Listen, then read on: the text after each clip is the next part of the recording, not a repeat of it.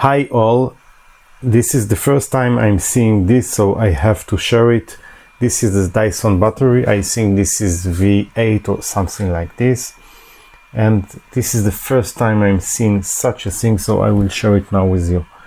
So as you all know, we have here 6 cells. You can see 1, 2, 3, 4, 5, 6, and each cell should have voltage between 3 volt to maximum 4.2 if it is fully loaded or fully charged. So let's see.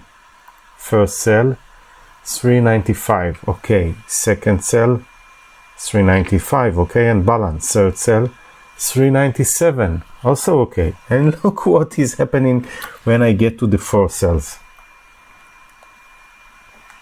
4 cell 13.7. What? This is a super battery. Let's continue. 3.92, and the last one 3.96. So we have here cell with 13.74 volt. Of course, this is not reasonable. So let's try to think what can happen this cell to show such a voltage. So the only thing that I can think of right now is that the battery, that the cell is fully disconnected inside, which means there is no connection between the positive and the negative in the cell itself. So something happened to this cell, and the only way to make sure that it is the correct diagnostic is, of course, to take the cell fully out. For this, first I will have to discharge the battery to a voltage that is safe to work with, and then I will remove the cell and we'll see what is happening with it. And of course I will discharge it to around 3 volt to be on the safe side. And even this cell is not connected, I will be connected directly to the positive and the negative of the battery. And if I will see that I suspect that even if the cell is disconnected, I have voltage from positive to negative. And let's try to see it now. You see, we have 6 volts. We have 6 volts instead of 21. So we go from here to the third cell here.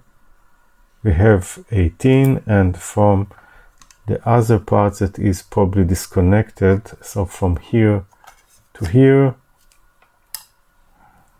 we have 7.88.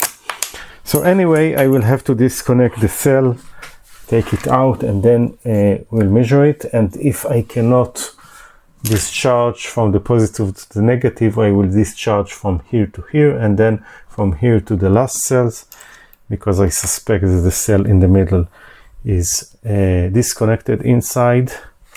And let's do it, and then we'll see what we have. Okay, so I'm now discharging the battery at 5 amps, and we'll wait till we get to reasonable voltage, and then we'll continue.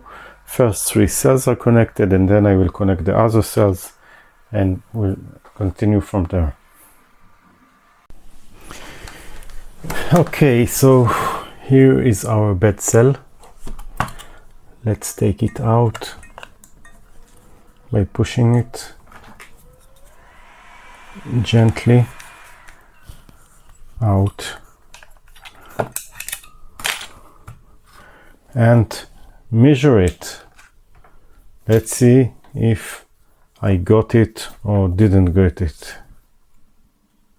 Yeah, 0 volt, 0 volt as I thought. Now let's check the other cells.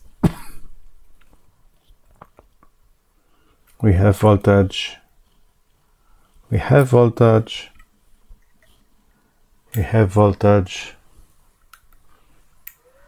we have voltage, and we have voltage.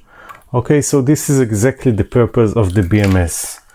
If something goes wrong in terms of the cells and the BMS doesn't really know why, it is stopping the voltage out. So this is exactly how it works. It means that the BMS is basically okay. The cells are probably old, so maybe I will replace all the cells and connect the BMS again. I think that there might be some disconnection from the positive up.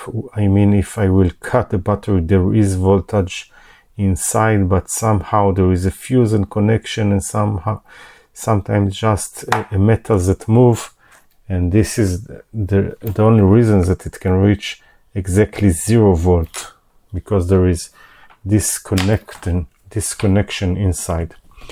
So hope you enjoy. Thank you and bye.